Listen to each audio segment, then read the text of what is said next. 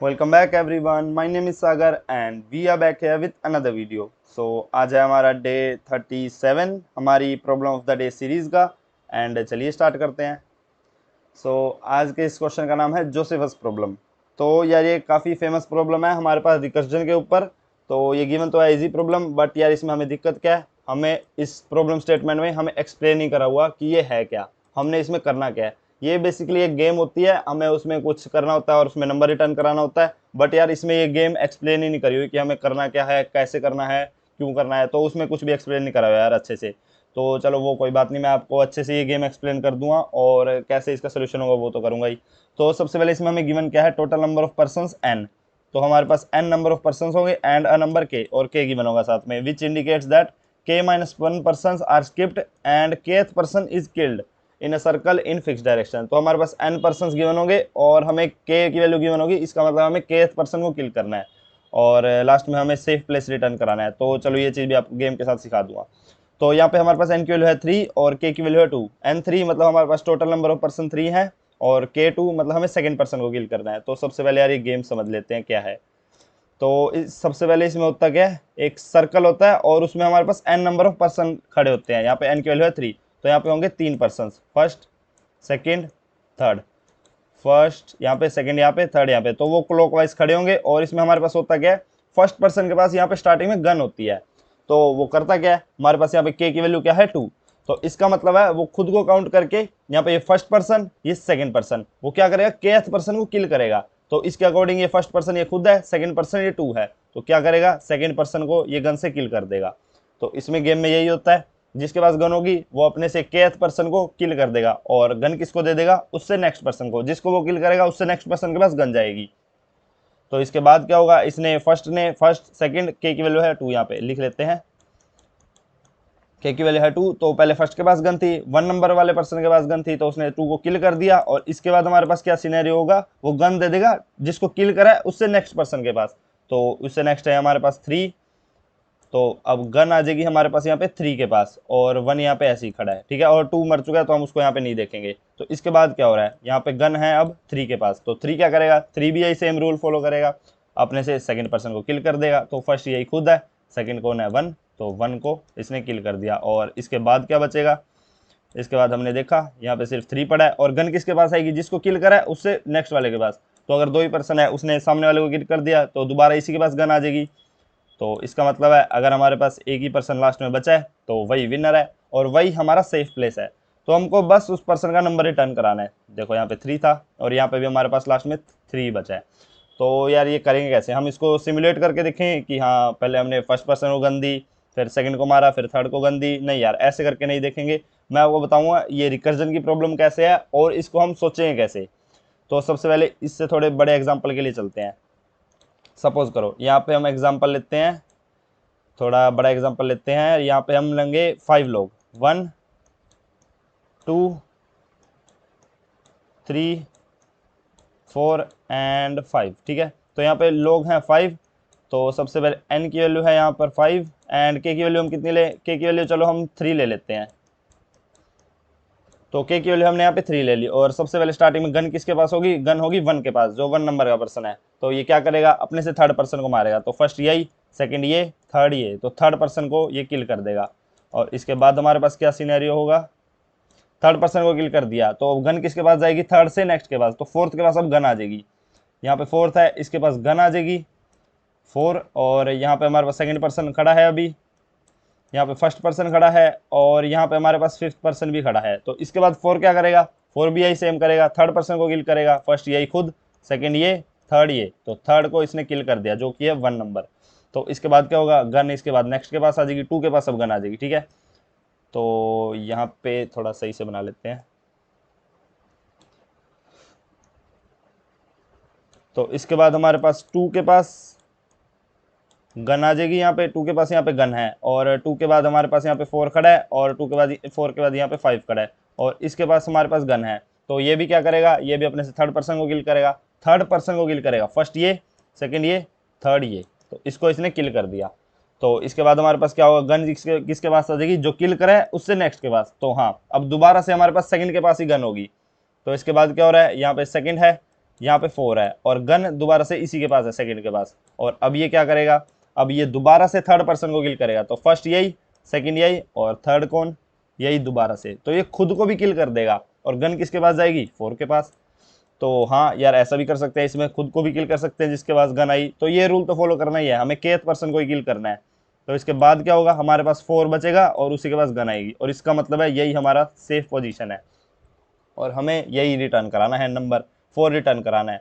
तो यार इसका मतलब ये है, हमारी किसी भी पोजीशन पे हो हम, अगर स्टार्टिंग में हमारे के की वैल्यू, एन की वैल्यू 5 है, हमारे पास टोटल पर्सन 5 है और के की वैल्यू 3 है, तो हमारा ये आंसर डेफिनेटली हमारा 4 ही आएगा, क्योंकि हमारा गन पहले सबसे पहले 1 पे होगी। तो हमने ये देख लिया कि 4 कैसे आएगा।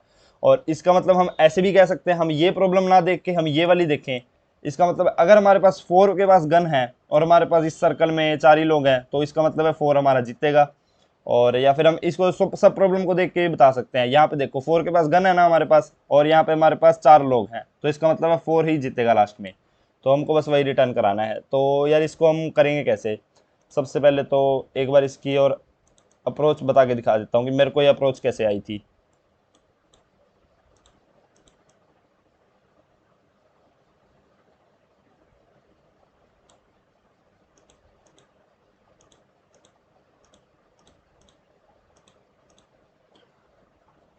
तो यार सबसे पहले ये चीज़ देखो, हमने यहाँ पे ये हमारा है एन की वैल्यू 5 है और के की वैल्यू है हमारे पास 3। तो इसके बाद हमारे पास क्या हुआ, हमने एक पर्सन को किल करा। सबसे पहले हमारे पास फर्स्ट के पास गन थी, तो हमने थर्ड पर्सन को किल करा, इसको किल करा हमने। तो इसके बाद हमारे पास एक पर्सन कम हो जाएगा और गन हमारे पास 4 के पास आ जाएगी। एक पर्सन कम हो गया तो एन की वैल्यू हो गई यहाँ पे 4, एन की वैल्यू 4 है और के की वैल्यू तो यार सेम रहेगी, सभी को अपने थर्ड पर्सन को ही किल करना है। तो एन की वैल्यू 4 हो गई और के की वैल्यू है यहाँ पे 3। तो यहाँ पे 4 है, 4 के पास है अभी गन, और यहाँ पे हमारे पास सेकंड था, यहाँ पे फर्स्ट पड़ा है और यहाँ पे है फिफ्थ। तो यार इसके बाद हमारे पास हो क्या रहा है, अगर हम इसको ऐसा सोचें, ये हमारी अगर ताज़ी ताज़ी नई प्रॉब्लम होती, अगर हमारे पास ये नंबर वैल्यूज़ गिवन है और इससे हमने अपनी प्रॉब्लम बनानी होती, तो हम कैसे करते। तो हम यहाँ पे साइड में बनाते, यहाँ पे एन की वैल्यू 4 है और के की वैल्यू 3 है, तो मतलब 4 पर्सन है, 1 2 3 4, 1 यहाँ पे 2, यहाँ पे थर्ड पर्सन और यहाँ पे फोर्थ पर्सन, और यहाँ पे गन किसके पास है, फोर्थ के पास। तो अगर ये प्रॉब्लम है हमारे पास और सपोज करो हमने इसका आंसर कैसे ना कैसे करके फाइंड कर लिया, तो हम मान सकते हैं कि हमारे पास अगर एक पर्सन के पास गन है और सपोज कर लो हमारे पास यहाँ पे आंसर इसका 3 आ रहा है, मेरे को नहीं पता करेक्ट है या नहीं, बट मान लो इसका 3 आ रहा है आंसर। तो क्या हम ऐसा कह सकते हैं, यहाँ पे हमारे पास 4 लोग थे और हमारे 1 के पास जब गन थी तो हमारा आंसर ये आया है। तो क्या हम इसको इसके सिमिलर मान सकते हैं प्रॉब्लम, क्योंकि यहाँ पे भी 4 लोग हैं और यहाँ पे भी 4 लोग हैं और यहाँ पे भी किसी एक नंबर वाले के पास गन है, यहाँ पे भी किसी भी पर्सन के पास गन है। तो अगर हम इनको असाइन कर दें आपस में, यहाँ पे फर्स्ट के पास गन थी, यहाँ पे फोर्थ के पास गन थी, तो हमारा अगर यहाँ से 3 आंसर आ रहा है तो इसका भी यहीं से कहीं दूर जाके आंसर आएगा। जैसे यहाँ पे इसका फर्स्ट आ रहा है तो 1 2 दो बाहर जाके, 2 दूर जाके आंसर आ रहा है, मतलब इससे सेकंड पर्सन का आंसर आ रहा है, तो हम इसका भी कह सकते हैं। अगर यहाँ पे 4 के पास गन है तो, और एन की वैल्यू सेम है हमारे पास 4 और के की वैल्यू 3 है, यहाँ पे भी एन की वैल्यू 4 है, के की वैल्यू 3 है, तो जिसके पास गन है उससे सेकंड पर्सन का आंसर आ रहा है। तो हम इसका भी कह सकते हैं जिसके पास गन है उसका सेकंड पर्सन आंसर आ रहा है। तो ये चीज़ हम कह सकते हैं, क्योंकि यहाँ पे यार नंबर का ही तो फर्क है, गन हमारे पास सेम है, बस यहाँ पे 1 2 4 5 है, यहाँ पे क्या है 1 2 3 4 है। तो बस पर्सन के नंबर का ही फर्क है, बाकी वैल्यूज तो हमारे पास सेम है, एन की वैल्यू 4 है, के की वैल्यू 3 है, एन की वैल्यू 4 है, के की वैल्यू 3 है। तो हम अगर इनके नंबर आपस में असाइन कर पाएँ तो हम अपना आंसर फाइंड कर सकते हैं, अगर इन दोनों हम प्रॉब्लम्स के बीच में रिलेशन फाइंड कर सके। तो ये है हमारी एक सब प्रॉब्लम, ये है हमारी एक्चुअल प्रॉब्लम, ये है एक्चुअल प्रॉब्लम, और ये है हमारी इसकी सब प्रॉब्लम। तो अगर हम इसका आंसर फाइंड कर सकें, जो ये वाली प्रॉब्लम है, अगर हम इसका आंसर फाइंड कर सकें तो हमारी ओरिजिनल प्रॉब्लम है उसका भी आंसर फाइंड हो जाएगा। क्योंकि यार हमने अभी करके देखा, चाहे इसका आंसर हो चाहे इसकी सब प्रॉब्लम का आंसर हो, जो भी आंसर आएगा यार वो हमारा इसका आंसर तो होगा ही। तो अगर हमने इसका आंसर फाइंड कर लिया इसकी हेल्प से, सब प्रॉब्लम की हेल्प से, जो हमारी एक्चुअल प्रॉब्लम है, तो यार हम इसका आंसर फाइंड करके अपनी ओरिजिनल प्रॉब्लम का आंसर भी निकाल सकते हैं। तो हमने अब करना क्या है, इन दोनों के बीच में बस हमने अब रिलेशन निकालना है। तो हमने इन दोनों के बीच में कैसे रिलेशन निकालेंगे यार, तो सबसे पहले अभी ये करके देख लेते हैं हम क्या कर सकते हैं। यहाँ पे हम साइड में लिखते हैं, चलो यहाँ पे हमारे पास इधर फर्स्ट के पास गन है, तो अगर हमारे पास फर्स्ट के पास गन है और इधर हमारे पास फोर्थ के पास गन है, तो हम इन दोनों को इक्वल मान सकते हैं। अगर ऐसा हो हमारे पास ये एन और के की वैल्यू तो इक्वल है, तो अगर हमारे पास इधर फर्स्ट का हमने इसको प्रॉब्लम को इसमें कन्वर्ट करना है, तो अगर हमारे पास इधर फर्स्ट पे गन है उससे आंसर आ रहा है, तो इधर फोर्थ पे गन है उससे आंसर आएगा। बस नंबर ही तो चेंज हो रहा है यहाँ पे पर्सन का, तो गन तो दोनों के पास है। और इसके बाद हमारे पास क्या हो रहा है, फर्स्ट के बाद सेकंड है और यहाँ पे फोर्थ के बाद 5 है, तो फर्स्ट के बाद है सेकंड और यहाँ पे 4 के बाद है 5, क्लॉकवाइज चल रहे हैं, 4 के बाद है 5। तो हमारा यहाँ पे जो टू जिस पोजीशन पे है ना, वही सेम हमारा यहाँ पे 5 पोजीशन पे है। चलो उसके बाद हमारे पास 2 के बाद है 3, यहाँ पे 5 के बाद है 1, 2 के बाद है 3 और 5 के बाद है 1। तो जिस पोजीशन में यहाँ पे 3 बैठा है ना, चाहे उसको पता है उसके सामने वाले के पास गन है, तो यहाँ पे 1 को भी वही सेम सिचुएशन में है, 1 को भी पता है कि उसके सामने वाले के पास गन है। तो सिचुएशन इन लोगों के पास सेम है, चाहे उनका नंबर अलग हो। तो इसलिए हम इस प्रॉब्लम का हम रिलेशन फाइंड करें कि हम इस प्रॉब्लम से इसमें कैसे आ सकते हैं। तो इसके बाद हम क्या करेंगे, 3 हमारा 1 के इक्वल है और 1 के इक्वल नहीं है मतलब उसके जैसी पोजीशन में है, और 3 के बाद है 4, तो 4 हमारी कैसी पोजीशन में है, 4 हमारा जैसे यहाँ पे 2 है तो 2 जैसी पोजीशन में है। तो आई होप आपको ये चीज़ समझ आई होगी कि ये अपनी इक्वल सिमिलर पोजीशन में कैसे हैं ये लोग। तो ये यहाँ पे हमारा 4 था। तो यार हमने बस ये फाइंड करना है कि हम 1 को किसी के इक्वल कैसे रख रहे हैं। यहाँ पे अगर हमारा x है तो हम उसको y के इक्वल कैसे बना रहे हैं, तो हमको बस वो रिलेशन फाइंड करना है इन दोनों के अकॉर्डिंग। हमारे n और k की वैल्यू तो दोनों के लिए सेम है, हमें ये पता है। तो यार 1 से हम 4 में कैसे आ रहे हैं, हम 1 से 4 में कैसे आ रहे हैं, 4 को हम क्या लिख सकते हैं 1 + 3, तो ये 1 1 तो सेम है। अब 3 क्या है हमारा, तो एक बार थोड़ा और साफ करके लिखते हैं। 1 हमारा, इसको 4 को हम 1 + 3 लिख सकते हैं, और इस 2 को, इसको 5 को हम 2 + 3 लिख सकते हैं, ये भी ठीक है। और इस 3 को हम क्या लिख सकते हैं 3 प्लस कुछ लिख सकते हैं, 3 प्लस अगर 3 लिखें तो वो हमारा 6 बन जाएगा यार। अब 6 से 1 कैसे बनाएंगे, चलो वो चीज़ भी देखते हैं हम। अभी हम इसको थोड़ा जनरलाइज करके लिख रहे हैं, यहाँ पे +3 ये खुद नंबर +3 ये खुद नंबर +3, तो 4 के लिए भी हम यही लिखेंगे, यही खुद नंबर 4 + 3, तो वो हो गया हमारे पास 7।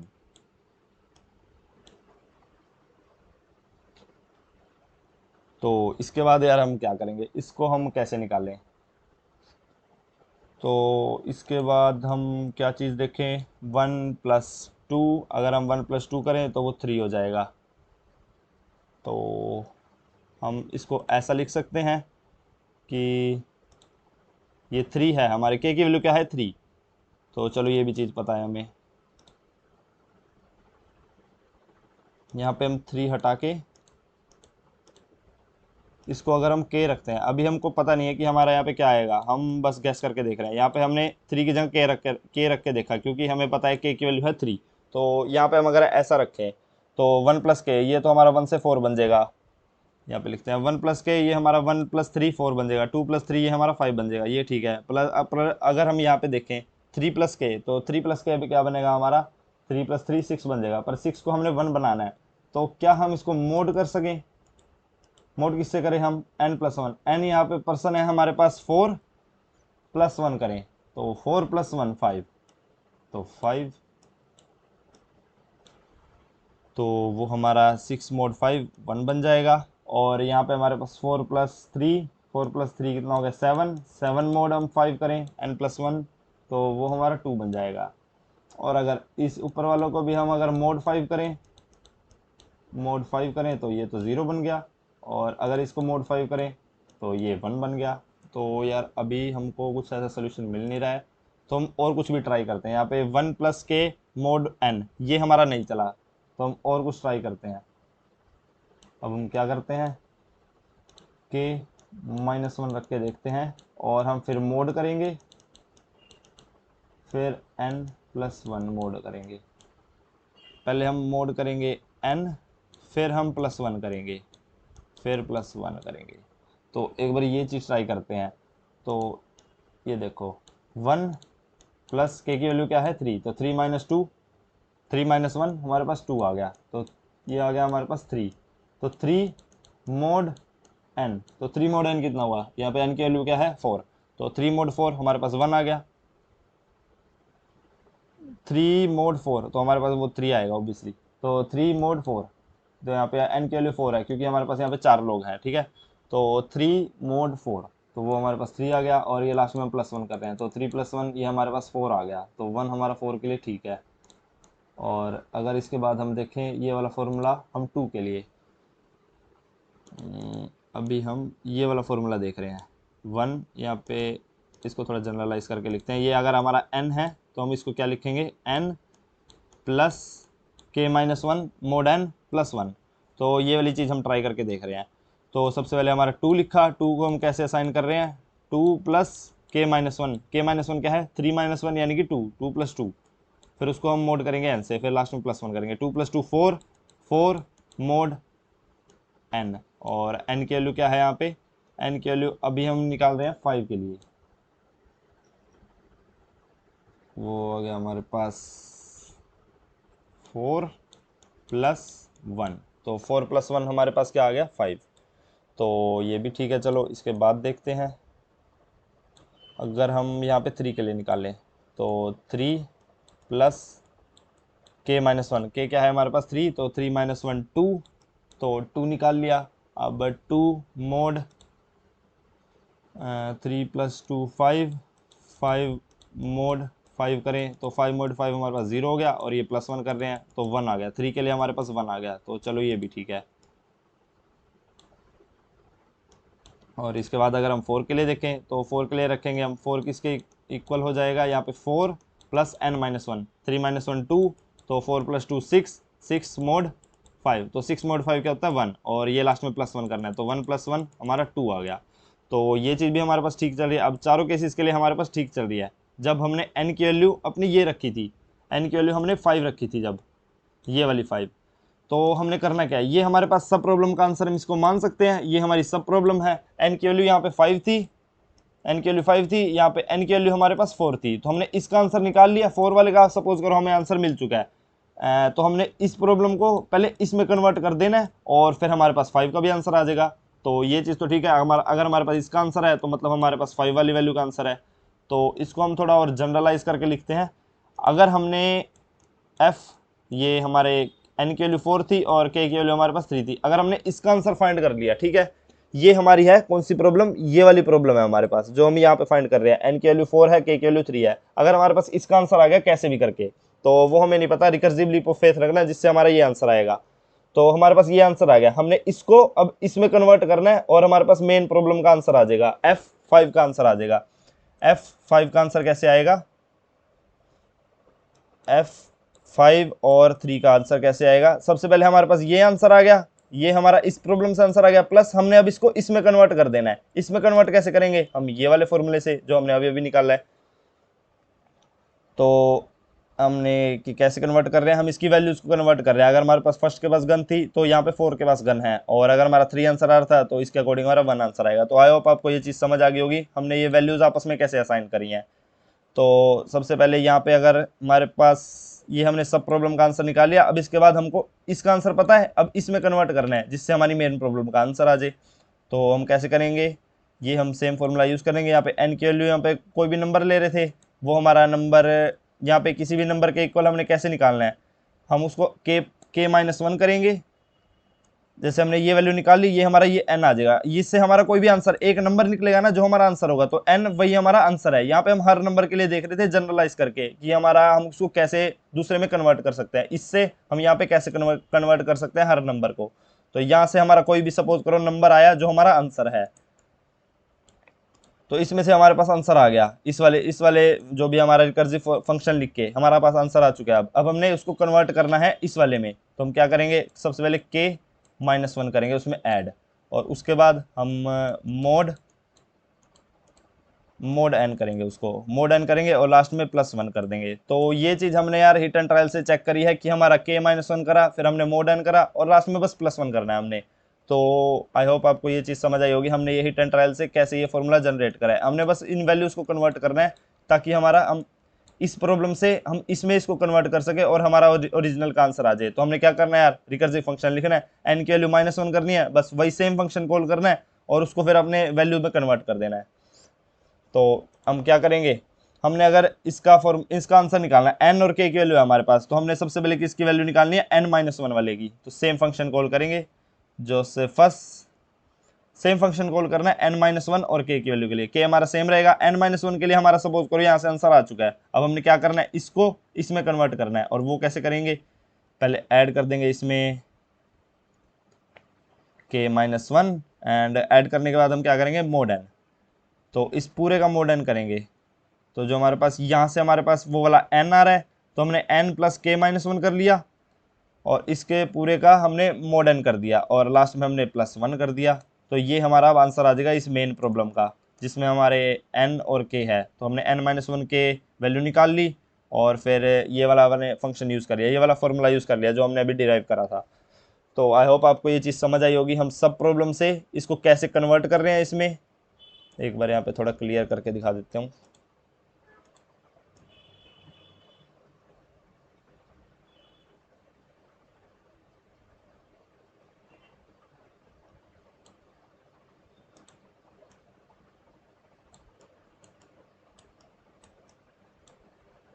तो यार हमारे पास गिवन थी ये प्रॉब्लम, हमारे पास ये प्रॉब्लम गिवन है, हम इसका आंसर कैसे फाइंड कर सकते हैं। अगर हमारे पास इसकी सब प्रॉब्लम का आंसर पड़ा हो इसके नीचे वाली का, तो वही हमारी मेन प्रॉब्लम का भी आंसर होगा। तो हमने क्या करना है, हमने बस इसकी सब प्रॉब्लम का आंसर फाइंड करना है। और वो कैसे कर रहे हैं, एन की वैल्यू कम हो रही है यहाँ पे, तो हमको ये पता है यहाँ पे भी एन की वैल्यू कम है, तो हम इसका आंसर फाइंड कर रहे हैं और इसको हम इसकी सब प्रॉब्लम में कन्वर्ट कर रहे हैं।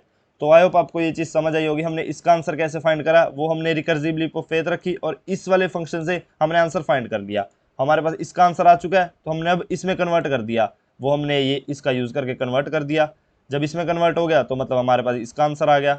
तो आई होप आपको ये चीज़ समझ आई होगी। तो यार ये अभी हमारा इन्फिनिट रिकर्सिव फंक्शन चलता जा रहा है, तो ये n-1 हर टाइम होता रहेगा। और यार हमको अब एक बेस केस भी लगाने की जरूरत है, और वो बेस केस क्या होगा, सबसे पहले देखो, अगर हमारे पास सर्कल में एक ही पर्सन खड़ा है तो क्या होगा, वही हमारा आंसर हो जाएगा, वही पर्सन हमारा जीत जाएगा।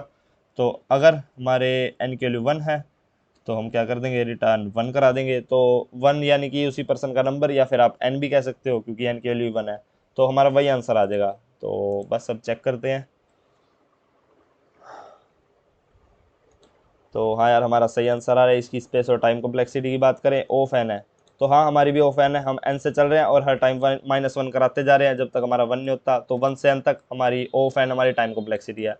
और अगर हम इसकी रिकर्सिव स्टैक की बात करें तो वो भी हमारा ऑफ एन स्पेस यूज़ हो रहा है, बट अगर हम उसको ना काउंट करें तो ऑफ 1 है। तो that is it for today everyone. अगर आपको एक और समझ आया हो यार तो लाइक ज़रूर कर देना, और अगर आपको ये लॉजिक सही लगा हो तो सब्सक्राइब भी कर देना यार चैनल को। And thank you for watching.